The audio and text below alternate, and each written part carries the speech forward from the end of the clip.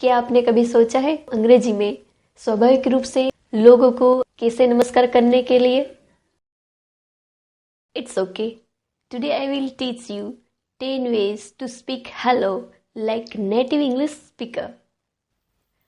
So, welcome to Spoken English.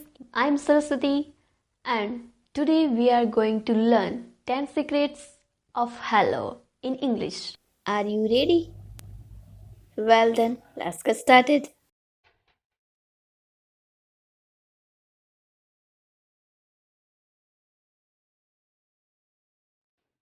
तो अंग्रेजी में हेलो बोलने के लिए 10 तरीके हैं और इन 10 तरीके से आपकी अंग्रेजी स्पष्ट और तार्किक रूप से सुधार होगा.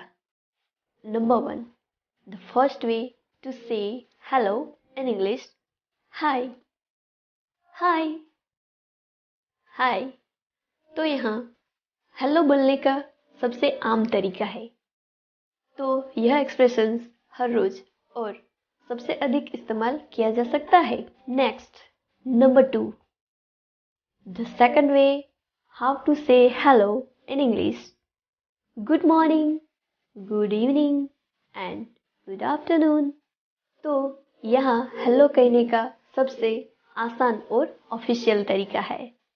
जब आप पहली बार किसी को दिन के समय किसी निश्चित समय पर मिलते हो या अगर आप पहली बार सुबह किसी को देखते हो तब good morning, good afternoon and good evening कहने में अच्छा लगता है. Okay, number 3. The third way to say hello in English. WhatsApp.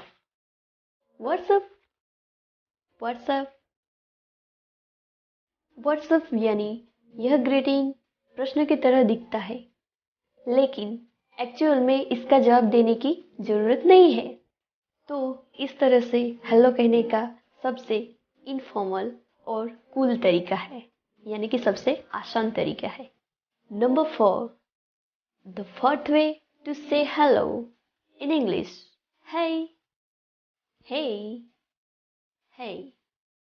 तो यह ग्रीटिंग उन लोगों के साथ उपयोग करने में आसान लगता है जिन लोगों को आप जानते हो. यह दोस्तों के बीच में भी प्रयोग किया जाता है और ये ग्रीटिंग अननोन पर्सन के बीच भी प्रयोग किया जा सकता है अगर आप उसे सच में जानते हो या नहीं जानते. Number 5. The fifth way to say hello in English. How's it going. How's it going. How's it going. तो यह ग्रीटिंग व्हाट्सएप के जैसे ही है, हाउस इट गोइंग. और हाँ, यह एक प्रश्न के जैसा ही दिखता है लेकिन यह हमेशा एक प्रश्न के रूप में प्रयोग नहीं किया जाता.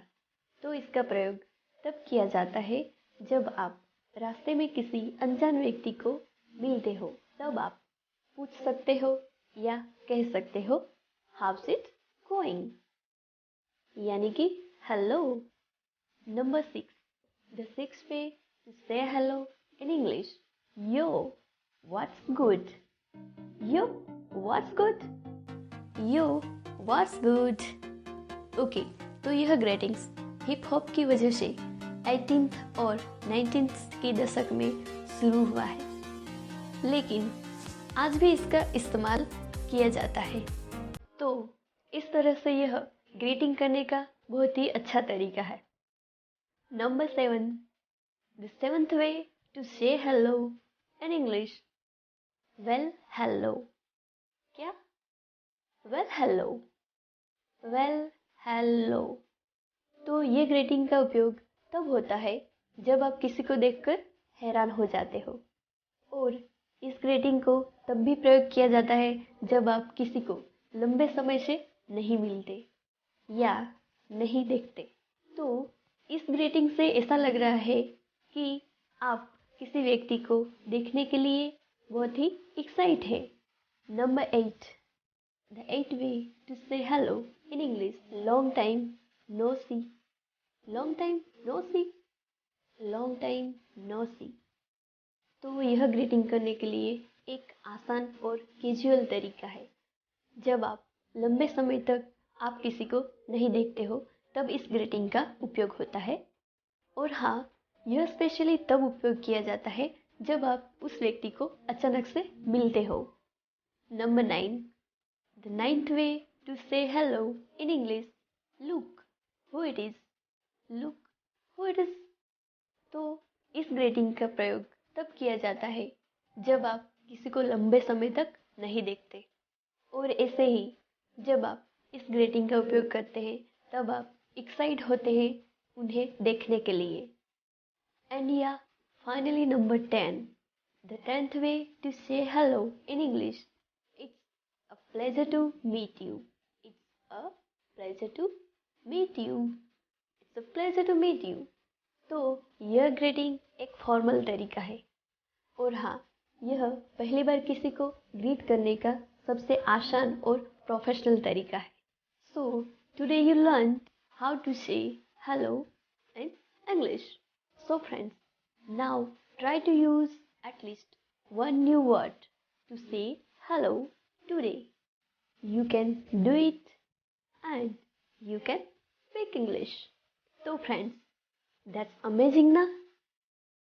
Yes, that's amazing. So friends, I hope this video helpful to you, more confidence and more ability to speak English like a native speaker.